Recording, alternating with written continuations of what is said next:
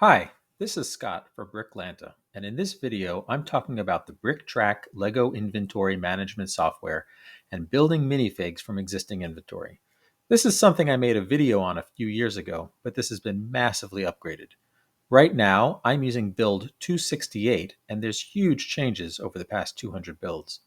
The most useful change is that BrickTrac can now monitor your inventory as you're adding parts and alert you if you've just added a part you can combine with others in your inventory to build a minifig. The other big change is that you now have full control over where minifig parts come from and where the fig is placed afterwards, which, will come in handy when you're overwhelmed bagging dozens or hundreds of figs you didn't know you had hidden. So here we go. Just a note, we're going to watch as I add some minifig heads that I acquired from my friend Elect Plus. I have no idea what minifigs will pop up, but it's all part of the fun. So here's the BrickTrac main menu. I'm going to add loose pieces to the inventory.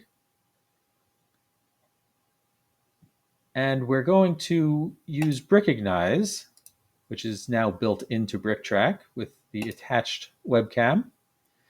You all get to see my absolute disaster of a desk as I'm trying to absorb a ton of minifig parts. All right, let's just kind of shift things around, make some use of the screen. Okay, I'm going to pick the batch, and we'll start with our first minifigure. We're working on yellow heads with blocked studs. Take the picture. This is PB204, yellow.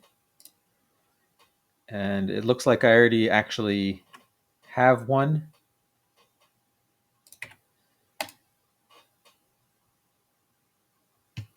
So we're going to add that.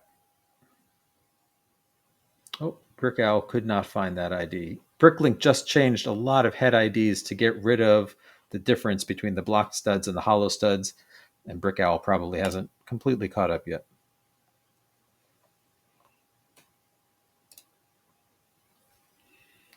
Okay, this is a black hair tuft with closed eyes, and don't have one yet, so we're going to add it.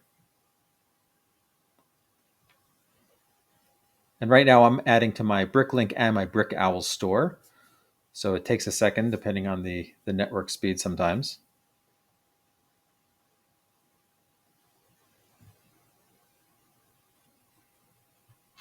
While we're waiting.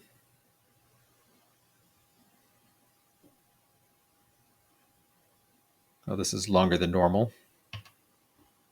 Oh, here it is. So this is saying that, hey, this is a new part. It's not in your defaults. Do you want to default to this minifig's heads yellow blocked? And the answer is yes. Just the yellow ones. Ah, hey there. The yellow minifigure that you just added may have been what you need to build two minifigs. Should we open the build form? That happened really fast. All right, let's say yes. Interesting. So these are this is a castle head. And it can go into two figures, this CAS 044, CAS 045. And I'm looking at something here called net present prices. This is different from the prices that you'll see on Bricklink. Net present prices are what you expect to get because not all parts sell at the same speed. So something that you buy, something that you sell a year from now is really worth less to you than something that you'll sell tomorrow. We'll take a look at the nominal prices. These are the prices online. So it says that CAS 44 is worth $8. The parts are worth $5.39. CAS 45 is also worth $8, and the parts are worth $4.67. So I'd really rather go with this one because I get a better return. If I take a look at the net present prices on how fast things are selling, actually, it says that CAS 45 seems to sell a lot slower than 44. And if I pick this one, it will sell faster. So maybe I'll go with that. All right, so let's just select it. I click build the minifig. Now at this point, nothing has happened. Disregard the colors. That's some testing, last minute testing I'm doing before I publish this version. But this is going to tell me where I can get the parts, where I'm going to put the minifig. So I'm going to change where this goes. This is just going into my bagged minifigs. The helmet I have two different places. This is from staging. So this is the batch that I'm working on. I'd rather take it from here. This head is the one I just added. It only exists here. This torso only exists in temp staging, and so do the legs. Great. Now, what are my options?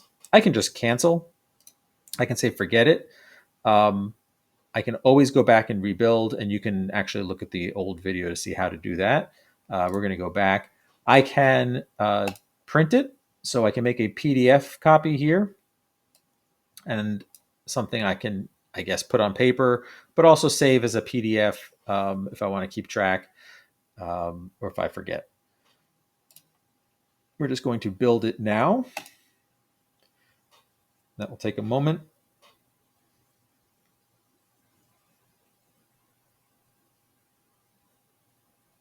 Great. Now I have one last chance to print save the PDF, which I'm not going to do. I'm just going to say OK.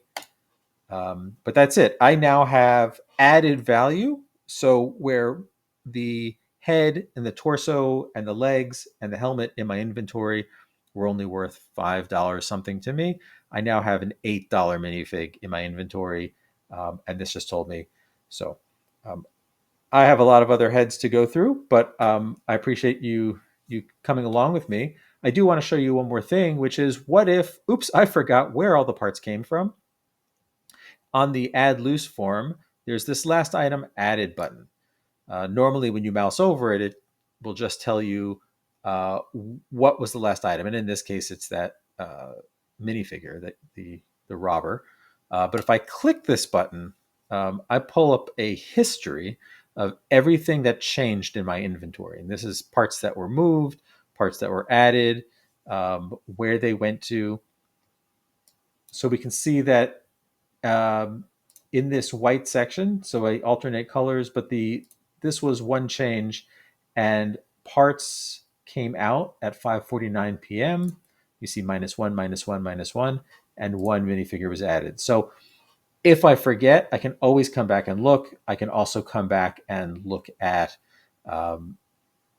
literally anything in the entire history of the work that I've done, and there's some filtering options as well.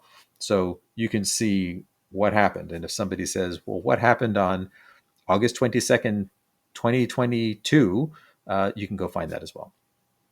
So great. Thanks for coming along with me. Hope you guys all get to try out this the new minifig builder, managing inventory with BrickTrac. Thanks a lot.